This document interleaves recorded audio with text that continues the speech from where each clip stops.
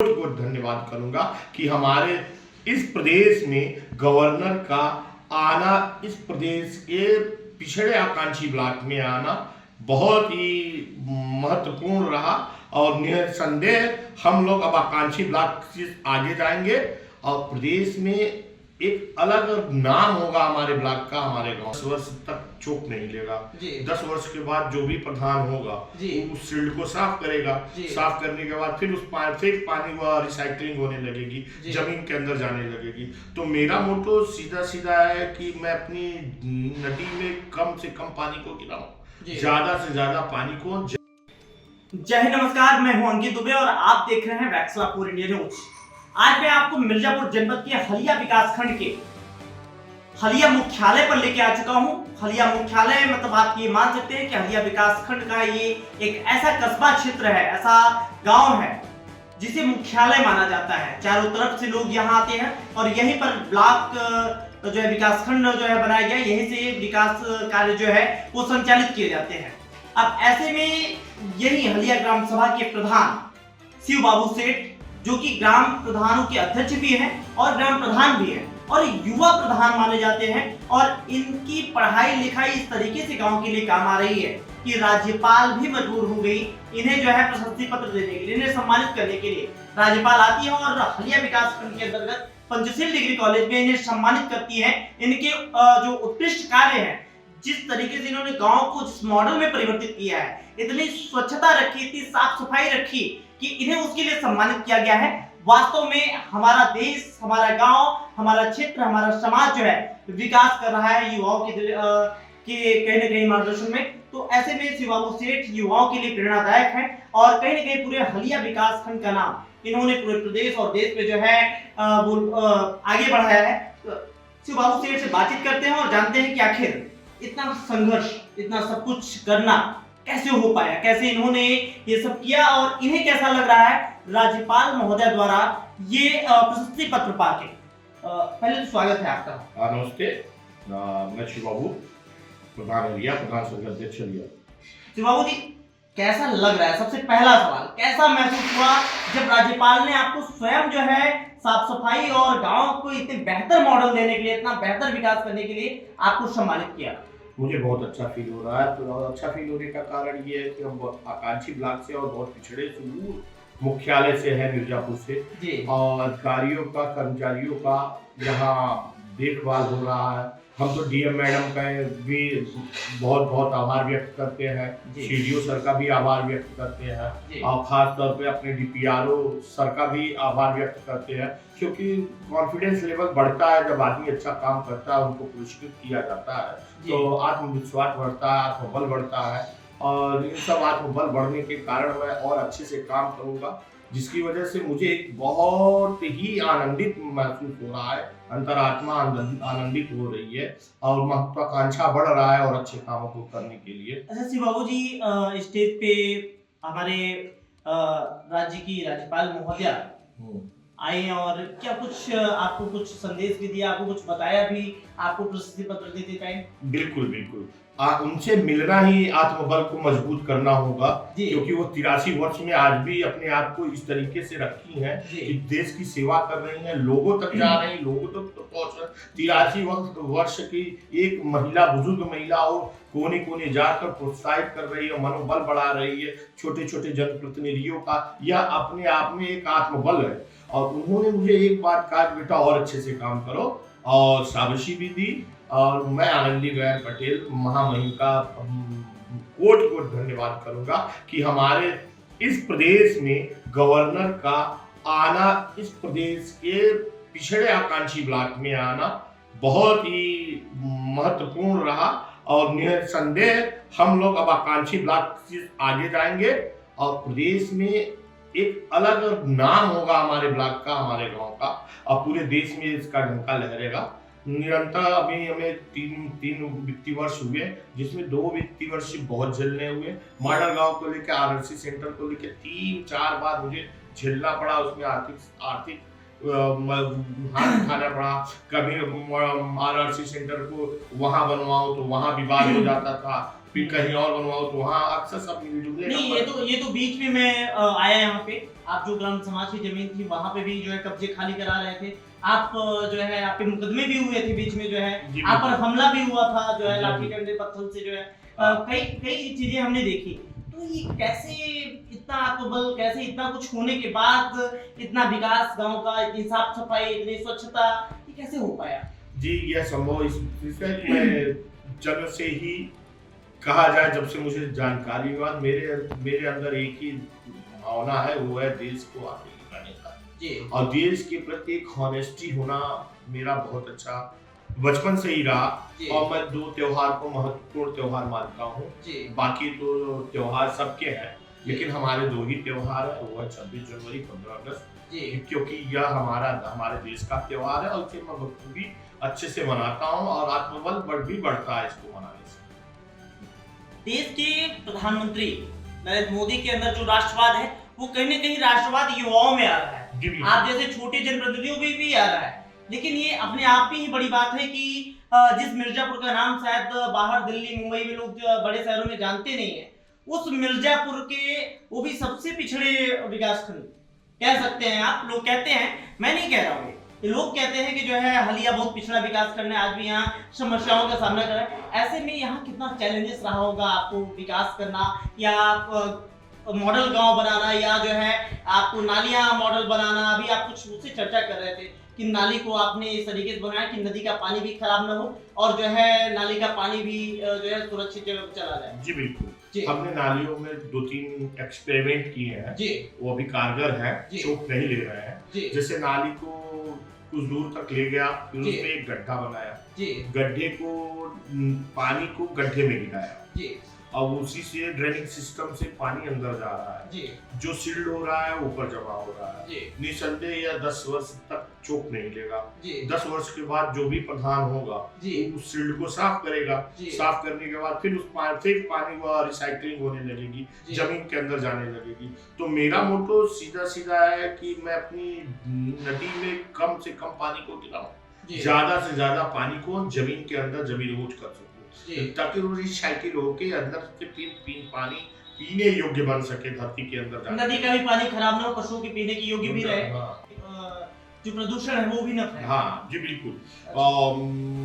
कई अभी भविष्य में भी कई काम मुझे करने हैं, जो मेरी प्लानिंग है, और मैं हर घर को तकरीबन हलिया गांव के हर घर को नाली से जोड़ रखा हूँ, हर घर को।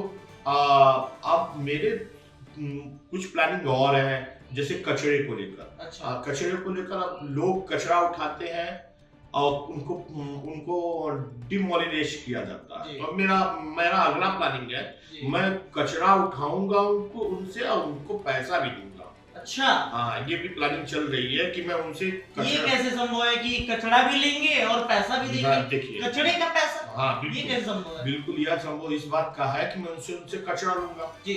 जब कचरा लूंगा और पैसा दूंगा तो निस्संदेह वो कचरे को कहीं बाहर फेंकेंगे नहीं, आपको देंगे, मुझे देंगे। और वेट के हिसाब से कचरा लूंगा तो उनको वेट के हिसाब से पैसा दूंगा, फिर मैं उसे रिसाइकलिंग करके बेच कर आधे पैसे अपने पास, आधे पैसे उनके पास, वो डिवाइडेशन कर दूंगा घर बाई घर। जितना जिनका वेट होगा कचरे का उतना उनका पैसा मिलेगा उनको। अच्छा। और दूसरी बात ये, और जब ये आदत में आ जाएगी कचरा न फेंकने का, जब ये धीरे धीरे पैसे देने से उनकी आदत में आ जाएगी, जब ये आदत में आ जाएगी तो निसंदेह वो कचरे को बाहर नहीं फेंकेंगे। 1-2 साल बाद अपने आप वो कचरे को एक जगह इकट्ठा करेंगे। आने वाली पीढ़ी भी सुधार लाएगी, आने वाली पीढ़ी भी सुधार लाएगी।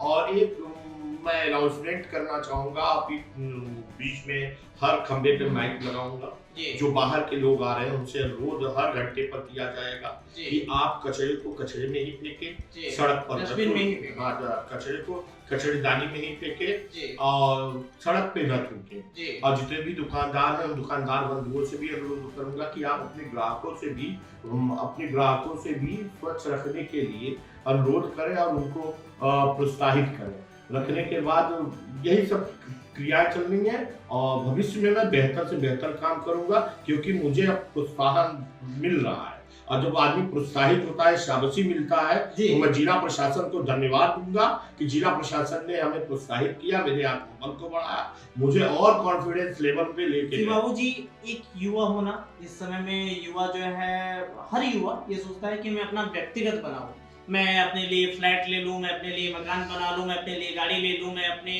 लिए बिजनेस करूं, मैं नौकरी करूं। आप इतने पढ़े लिखे व्यक्ति और एक एजुकेटेड व्यक्ति हो के जो है जनप्रतिनिधि होना, ऐसे ये चैलेंजेस कैसे आप ले पा रहे हैं अपने सामने, क्योंकि इतने बवाल आए आपके बीच में, फिर भी आप लगे हुए, फिर भी आप विकास में लगे, फिर भी आप हार नहीं मान रहे। हाँ बिल्कुल सही, आपका बात कहना सही है। मेरे पिताजी ने मुझे 3 बिजनेस कराया, जिसमें 2 शोरूम खुलवाए और एक और थोड़ा मैं समाज सेवा ज्यादा करता हूँ, लोगों के बीच में ज्यादा रहता हूँ, तो बिजनेस करने का कोई संभावना ही नहीं होता, क्योंकि जब आदमी समाज को समय देगा तो बिजनेस को समय नहीं दे पाएगा, अगर बिजनेस को समय देगा तो समाज को नहीं समय दे पाएगा। एक तरीके से कहा जाए तो मैं जब क्रिकेट खेलता था तो मेरे दिल में एक जिज्ञासा थी कि मैं कभी इंडिया खेलूंगा तो मैं कहीं और पैसे खर्च नहीं करूंगा, अपने देश के लिए खर्च करूंगा। जो भी मेरा इनकम होगा, खाने के बाद, सोने के बाद, परवरिश के बच्चों के बाद, जो भी मेरा इनकम होगा वो मेरे देश के लिए होगा, मेरे गांव के लिए होगा।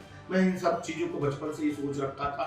निसंदेह मैं मेंटली अनफिट होने के नाते क्रिकेट से बाहर हो गया। उसके बाद मेरा ये हुआ, अब हम क्या करें, तो पिताजी ने बिजनेस कराया। बिजनेस में मेरा मन नहीं लग रहा था, मैं लोगों के बीच और जानवरों के बीच मेरा रहना बहुत आंतरिक लगाव था, जानवरों के बीच और लोगों के बीच में रहना, और ये जो देश की भावना, इसको खत्म करना, जातिवाद को खत्म करना, एक साथ मिलजुल के खाना खाना, बैठना उठना, ये शुरू से ही मेरे दिमाग में रहा और दिल में रहा। बाबू जी, एक चीज और, देश के प्रधानमंत्री नरेंद्र मोदी जी से कितना प्रभावित हैं? हम देश के प्रधानमंत्री से उसी समय प्रभावित हो गए जब उन्होंने कचरे को अपने जेब में रखा और एक कचरा उठाने वाले का पैर धोला। ऐसा प्रधानमंत्री पूरे विश्व में नहीं है, न ऐसा कोई नेता पूरे विश्व में है जो कचरे उठाने वाले का पैर धुले, उसका सम्मान करे और खुद कचरा उठा के जेब में रखे। ऐसा प्रधानमंत्री तो हमने न भूतो न भविष्य। चलिए, प्रधानमंत्री की बात हुई तो मुख्यमंत्री जी की बात, मुख्यमंत्री जी से कितना कहा जाए तो मैं उन्हीं के नक्शे कदम पे चलता हूँ। जैसे आप मिलोगे मैं आपके साथ वैसा व्यवहार करूंगा, जैसे आप मिलोगे मैं आपसे वैसा ही मिलूंगा, वैसा ही व्यवहार करूंगा।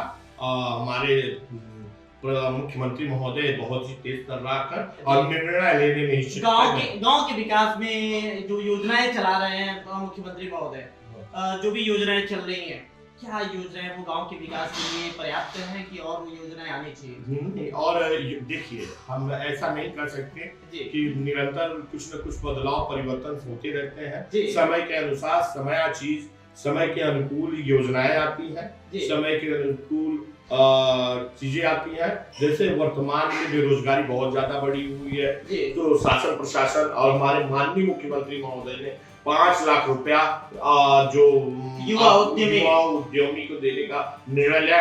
हम यह नहीं कर सकते कि सभी को रोजगार मिल पाएगा, लेकिन हम रोजगार को कुछ हद तक कंट्रोल कर पाएंगे। बेरोजगारी को कंट्रोल, तो यार अगर एक व्यक्ति बिजनेस करेगा तो उससे 4 लोग जुड़ेंगे, 4 लोगों को रोजगार निसंदेह, इसमें कोई शक नहीं है। एक व्यक्ति अगर जुड़ेगा तो निसंदेह हम, अगर हमने एक बिजनेस किया तो मान लीजिए एक बिजनेस में 2 लोगों को रखा, बिजनेस मेरा ग्रोथ किया, 10 लोगों को रखा, तो हम धीरे धीरे वो संख्या बढ़ती जाएगी, परिवार जुड़ते जाएंगे।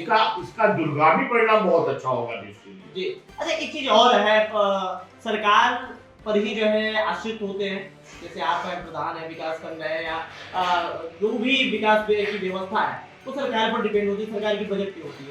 अभी हाल ही में बजट है, बजट में क्या देखा आपने, क्या लगा आपको, कितना प्रभावित हुए आप बजट में? काफी प्रभावित हुए। जैसे इस बार का बजट मिडिल वर्ग के लोगों के लिए था। जैसे मिडिल वर्ग के लोगों के लिए बहुत ही अच्छा बजट है, और निसंदेह हम यह बात देश के प्रधानमंत्री और वित्त मंत्री को धन्यवाद देंगे कि कम से कम मिडिल वर्ग के बारे में इन्होंने सोचा और मिडिल वर्ग को ध्यान में रखते हुए इस बजट को पास किया। अच्छा, तो अभी गौशाला भी आपने बनवाया अपने ग्राम सभा में, जो मुख्यमंत्री की कहीं न कहीं एक कह सकते हैं कि उनके मन से जुड़ी हुई वो चीजें हैं, और गौ सेवा, और कहीं न कहीं अगर धर्म की बात की जाए तो उसमें माता कहा जाता है, उन्हें पूजा जाता है। वैसे ही मानवता के तहत भी पशुओं की सेवा करनी चाहिए, मानवता और इंसानियत भी एक है। बिल्कुल। तो क्या कुछ सोच के आपने उसे मॉडल दिया, क्या कुछ तैयारी है उसके लिए आगे, और क्या कुछ अभी वर्तमान में मेरी तैयारी अभी शासन पे ही चल रही है। भविष्य की तैयारी मेरी चल रही है कि मैं भविष्य में सरकार से 1 रुपया भी नहीं लूंगा। हाँ। खाने पीने की स्वयं व्यवस्था हमारी ग्राम पंचायत करेगी जी। और उसकी अब देखिए कुछ चीजें सिर्फ सरकार के हाथ में है, जो लंबी बजट, ग्राम पंचायत एक छोटे बजट का मालिक होता है। अब धीरे धीरे मैं लोगों को जोड़ रहा हूँ, लोग डोनेट करना स्टार्ट कर रहे हैं, लोग अनुदान देना स्टार्ट कर रहे हैं।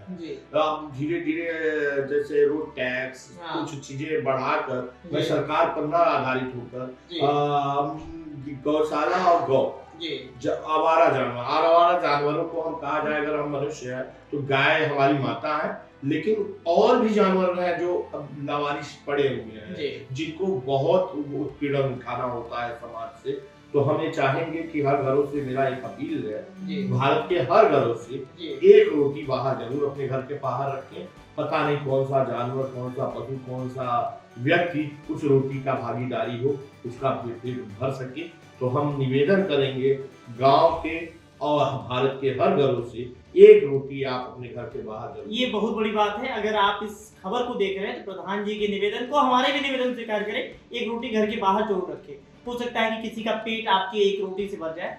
एक चीज और है प्रधान जी, आपने तमाम विकास कार्य किए, समस्याएं आई, परेशानियां आई, तो क्या संदेश देना चाहेंगे बाकी अपने प्रधान साथियों को? भाई देश में हर जगह ग्राम सभाएं, हर जगह जो है उसके प्रधान हैं और हर जगह जो है पंचायती व्यवस्था चल रही है, तो ऐसे में सबको संदेश क्या देना चाहेंगे? वो किस तरीके से विकास अपने गाँव में कर सकते हैं, क्या उन्हें करना चाहिए, उनका वास्तविक धर्म क्या होता है? देखिए, एक बार अटल जी ने हमारे यशस्वी प्रधानमंत्री से कहा था राजधर्म प्रथम है, तो और हमारे यशस्वी प्रधानमंत्री जी ने या डंके के चोट पे क्या कहा, पहले मेरे लिए राजधर्म है, फिर उसके बाद सब कुछ है। तो मैं अपने प्रधान साथियों से यह अनुरोध करूंगा कि वो अक्सर देखा जाता है कि प्रधान होने के बाद सोचते हैं कि अगली बार मैं पुनः प्रधान हूँ, और पुनः प्रधान होने के नाते अच्छे बुरे कार्यों में वो निर्णय नहीं ले पाते, उसमें थोड़ी सी यस या नो नहीं कह पाते, वो सिर्फ हाँ हाँ कहते हैं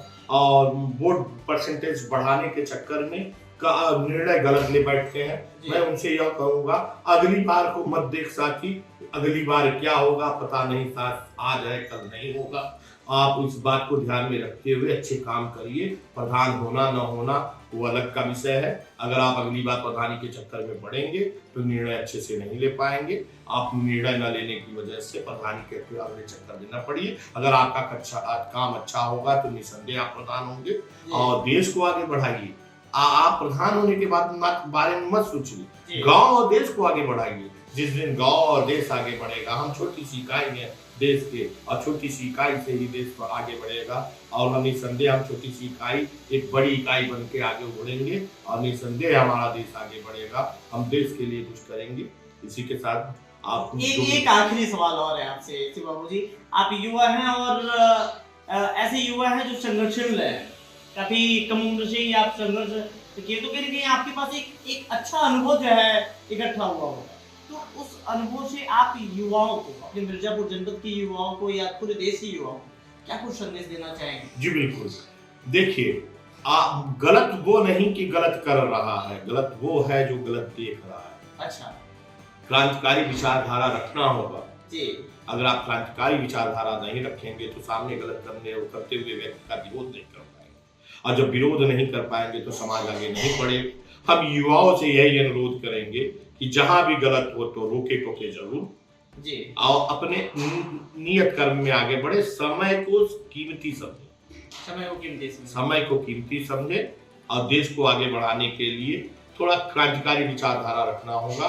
कहीं भी गलत हो तो एक बार आवाज लगानी होगी कि नहीं यह गलत। निश्चित है कि गांव के विकास से ही देश मजबूत होगा। लगातार प्रधानमंत्री और मुख्यमंत्री भी इस बात की चर्चा करते हैं, लोगों से अपील करते हैं कि गांव को मजबूत करें, क्योंकि गांव का विकास ही जो है देश की मजबूती है। तो ऐसे में प्रधान जी की जो विचारधारा है वो देश के लिए जुड़ी हुई है, वो राष्ट्र के प्रति जुड़ी हुई, वो समाज के प्रति जुड़ी हुई, वो जनता के प्रति जुड़ी हुई है। तो ऐसे में तमाम जो प्रधान हमें देख रहे हैं, तमाम जो जनप्रतिनिधि मुझे देख रहे हैं, वो चाहे सांसद हो, विधायक हो, मंत्री हो, मिनिस्टर हो, मुख्यमंत्री हो, या तमाम जो चाहे वो जिला पंचायत सदस्य हो, चाहे जिला पंचायत अध्यक्ष हो, जो भी हमें देख रहे हैं, सभी से मेरी भी अपील है और प्रधान जी की तरह ही राष्ट्रवादी विचारधारा रखें। और राष्ट्र के प्रति जब आपका विचार अच्छा होगा तो निश्चित ही आपका और आपके समाज का, आपके गांव का, आपके देश का जो है विकास होगा और पूरा संपूर्ण भारत देश मजबूत होगा। मैं आपको पूरी बातचीत दिखा रहा था शिवबाबू सेठ से, और मैं पुनः आपको बधाई दूंगा शिवबाबू जी कि आपको राज्यपाल महोदय द्वारा सम्मानित किया गया आपके उत्कृष्ट कार्यों के लिए, आपके नगर में साफ सफाई होने की वजह से।